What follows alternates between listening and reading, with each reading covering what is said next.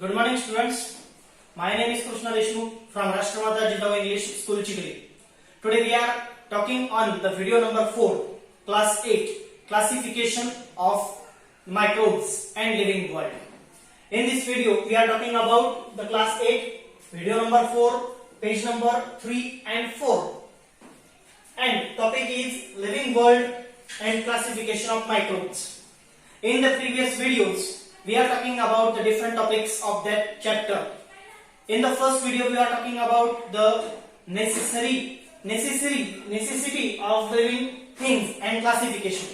As well as in the second video, we are talking about the Robert Whittaker's 5 kingdom method. In the third video, we are talking about the criteria of the Robert Whittaker's method as well as the first two kingdom, Protista kingdom and normally Monera kingdom.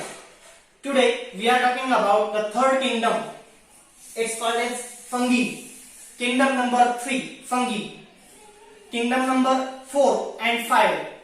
These kingdoms we should study later in this year and next year also. So that is why in this year, in this topic, we are talking about the kingdom number 3. It's called as fungi. Fungus. So first of all there is observation. Science ऐसी field होती है कि आपको observation करना बहुत जरूरी होता है. इसीलिए किंगडम नंबर 1, किंगडम नंबर 2 ये हमने पिछले वीडियो में देखा था. दोनों वीडियो में हमने ऑब्जर्वेशन करके कुछ ना कुछ कंक्लूजन निकाला था.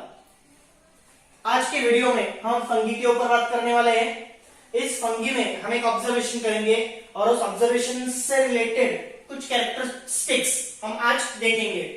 सो फंगी किंगडम में जो ऑब्जर्वेशन है वो देखते हैं.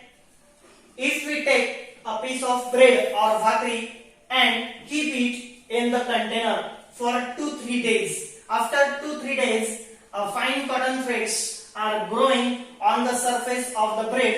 These are called as fungi. We know that if bread or a piece of bhakri is generally left over into the container for 2-3 days. After 2-3 days, there is a white layer. It called as a cotton thread growing on the surface of the bread. On the surface of the bread, there should be a white layer. This white layer is called as fungi. And this fungi is none of them the kingdom number 3 fungi. हमने देखा है कि bread और भाकरी का जो टुकड़ा होता है वो अगर किसी एम्प्टी कंटेनर में 2-3 दिन के लिए रह गया तो उसके ऊपर एक व्हाइटिश लेयर जमा हो जाती है. उस व्हाइटिश लेयर को हम फंगस कहते हैं, फंगी कहते हैं. सो ये किंगडम नंबर 3 है जो रॉबर्ट व्हिटकर्स ने एक्सप्लेन की हुई थी. और फंगी के जो कैरेक्टरिस्टिक्स है उसके बारे में देखते हैं. So first characteristics of fungi, there are non-green eukaryotic heterotrophic organism. It is non-green. हमने देखा है कि फंगस जो होता है वो एक तो व्हाइट कलर का होता है, थोड़ा सा व्हाइटिश कलर का होता है या फिर ग्रे कलर का होता है. So it is non-green. वो बिल्कुल भी हरा नहीं होता. उसके अंदर क्लोरोप्लास्ट नहीं होते, वो क्लोरोफिल तैयार नहीं करता, वो खुद का खाना खुद तैयार नहीं कर सकता. So that is why it is non-green. Eukaryotic. उसके अंदर जो न्यूक्लियस होता है वो डेवलप हो चुका होता है, उसके अंदर सेल ऑर्गेनेल्स प्रेजेंट होती है. So it is eukaryotic as well as heterotrophic organism. हेट्रोट्रोफ है यानी वो खुद का खाना खुद नहीं बनाता, वो दूसरों के ऊपर डिपेंड होता है. It can be depend on another to getting food. So that is why it is heterotrophic organism. The first characteristics, non-green, eukaryotic and heterotrophic organism. Second characteristics, they are saprophytes and feed upon decaying organic matter.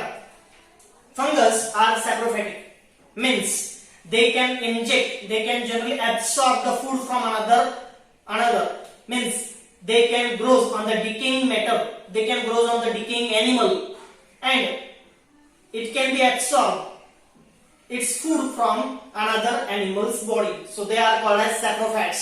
So they are generally get their food from another organic matter.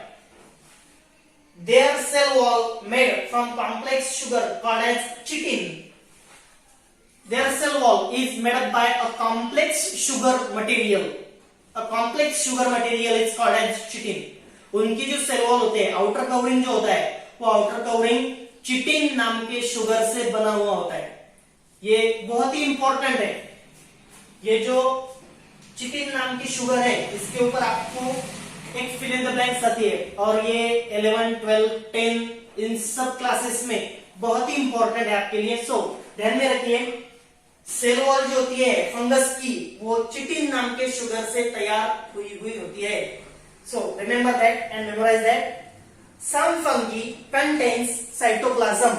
अब कुछ fungi जो exception होते हैं, उनके अंदर cytoplasm होता है, but they cannot make their own food, so they are not heterotrophic, they are heterotrophic. All the fungus are heterotrophic, but some fungus contain chloroplast. It is the exception things. Its examples: baker's yeast, asparagus.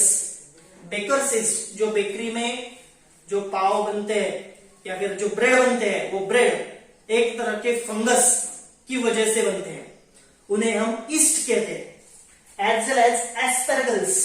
एस्पेरगल्स ये जो fungus होता है वो corn के ऊपर होता है. Corn, मक्का जो कॉर्न होती है, वो कुछ दिन के लिए अगर बाजू में रहेगी तो उसके ऊपर फंगस तैयार हो जाता है. उस फंगस को हम एस्पेरगल्स कहते हैं. Fungus on corn. Penicillium and mushroom. Mushroom कुछ खाने के लिए भी होते हैं, कुछ उसमें पॉइजनियस होते हैं. कुछ मशरूम आजकल 5 स्टार होटल्स में हम खाना बनाने के लिए यूज करते हैं, लेकिन सब तरह के मशरूम जो होते हैं वो खाने के लिए नहीं होते. हमने कभी कभी, अभी रेनी सीजन है, अभी जो बारिश का सीजन, इस बारिश के सीजन में आपको रोड के ऊपर कुछ फंगस दिखाई पड़ते हैं. उन्हें हम नॉर्मली फंगस की तरह देखते हैं, या फिर त्याला मराठीमध्ये कुत्र्याच्या छत्र्या म्हणतात. अतिशय सिंपल भाषेमध्ये त्याला मराठीत कुत्र्याच्या छत्र्या म्हणतात, ज्या रस्त्याच्या बाजूबाजूला आपल्याला दिसतात आणि त्या विषारी असतात, त्यामुळे ते खाण्यायोग्य नसतात. त्यांना आपण मशरूम सुद्धा म्हणतो. And in this topic we are talking about the kingdom fungi. It is kingdom number 3. आपको फंगस की जो डायग्राम है वो अच्छी तरह से मेमोराइज करनी है. वो डायग्राम मैं वीडियो के बाद आपको इस वीडियो से अटैच करके दे दूंगा. सो ये जो पार्ट था, वो पार्ट आपको लिविंग वर्ल्ड में था. 3 तरह की किंगडम हमने सीखी है रॉबर्ट विटकर्स की. आगे की जो 2 किंगडम है वो हम बाद में सीखेंगे, यानी कि 9th और 10th में उनके बारे में हम डिटेल्स में नॉलेज लेंगे. अब ये जो चैप्टर है, ये चैप्टर का जो सेकंड हाफ है वो शुरू होता है. It's called as classification of microbes. So classification of microbes. जितने माइक्रो ऑर्गेनिज्म हमारे आजू बाजू में है, उन सभी माइक्रो ऑर्गेनिजम्स को हमने क्लासिफाई किया है, और क्लासिफाई करके उन्हें अलग अलग ग्रुप में हमने डिवाइड कर दिया है. तो पहला जो ग्रुप है, उस पहले ग्रुप को हम कहते हैं bacteria. So we are talking on the bacteria today. So bacteria, what are the characteristics of bacteria? Bacteria are very small in size. They are not seen by our eyes. It can be seen under the compound microscope or simple microscope or electron microscope. So bacteria are generally, we cannot see them by our naked eyes. So these are the characteristics of bacteria. First characteristics, they are unicellular, means they are made up by only a single cell. All life processes are happening into the single cell. They are independent. वो independent भी हो सकते हैं. They are parasitic, means they are depend on another animal. They are depend on another plant. So they are parasitic. Parasitic means dependence for getting food. Dependence for getting food is called as parasitic organism. Many bacteria lives in colony. Some bacteria lives singly, but many bacteria lives in colony. Means वो अपना एक group बनाते हैं, अपनी colony बनाते हैं. 1 से 2 होते हैं, 2 से 4 होते हैं, 4 से 8 होते हैं, 8 से 16 होते हैं, 16 से 32 होते हैं, 32 से 64 होते हैं. इस तरह से अपनी कॉलोनी बनाते रहते हैं. So they are lives into the colonies. और किसी बॉडी के ऊपर वो अटैक भी कॉलोनी के साथ करते हैं. अकेला बैक्टीरिया और कॉलोनी में बैक्टीरिया, ऐसे बैक्टीरिया के 2 टाइप्स होते हैं. So a single bacteria and colony bacteria. So they are lives into the colony as well as they are lives into the independent. Second characteristics, these cells are prokaryotic. जो bacteria होते हैं वो prokaryotic cells होते हैं. So they are prokaryotic cellular means उनके अंदर distinct nucleus नहीं होता, उनके अंदर सेल ऑर्गेनेल्स भी एब्सेंट होती है. सो देखते हैं, cell wall are present, their outer covering is present but distinct nucleus and cell organelles are absent. Distinct nucleus and cell organelles are absent. उनके अंदर न्यूक्लियस नहीं होता, डेवलपमेंट नहीं होती है, as well as cell organelles भी उनके अंदर नहीं होती है. So they are absent. Third, they reproduce by simple binary fission. So they can reproduce. अब बाइनरी फिजन क्या है, सिंपल बाइनरी फिजन क्या है, इनके बारे में हम 10th क्लास में ज्यादा सीखने वाले हैं. इस साल आपको सिर्फ इतना ही ख्याल रखना है कि जो बैक्टीरिया होता है वो सिंपल बाइनरी फ्यूजन के साथ रिप्रोडक्शन करता है. Simple binary fusion means it is a nuclear fusion process and this nuclear fusion process is happen into the bacterial cell. उनके सेल के अंदर ये होता है. So it can be reproduced by the simple binary fusion. Fourth characteristics, in favorable condition they grow very vigorously and double in their number in 20 minutes. If bacteria can get a favorable condition, means what is the favorable condition? 25 degrees Celsius temperature, humidity, bacteria grows vigorously. बहुत ही जल्दी वो अपना reproduction करते हैं. 20 minute में वो अपना double number करते हैं. यानी कि अगर 1000 बैक्टीरिया आपकी बॉडी के अंदर गया होगा तो 20 मिनट्स में वो 2000 हो जाएगा. अगले 20 मिनट्स में वो 4000 हो जाएगा. अगले 20 मिनट्स में वो 8000 हो जाएगा. अगले 20 मिनट्स में वो 16000 हो जाएगा. इस तरह से वो खुद को डबल कर सकते हैं in only 20 minutes time. So bacterias are present everywhere around us. They are present into the food, air, water, soil. Everywhere the bacteria is present, and we should know their characteristics. They are very small in size. Some bacteria are dangerous for us, but some bacteria are helpful also. So it can be discussing later half on your study. वो हम बाद में discuss करते रहेंगे. इस तरह से आज दो टॉपिक हमने देखे. एक तो फंगी देखा जो किंगडम है, और दूसरा आज हमने स्टार्ट किया क्लासिफिकेशन ऑफ माइक्रोब्स. उनमें हमने फर्स्ट देखा bacteria. So these are the characteristics of bacteria.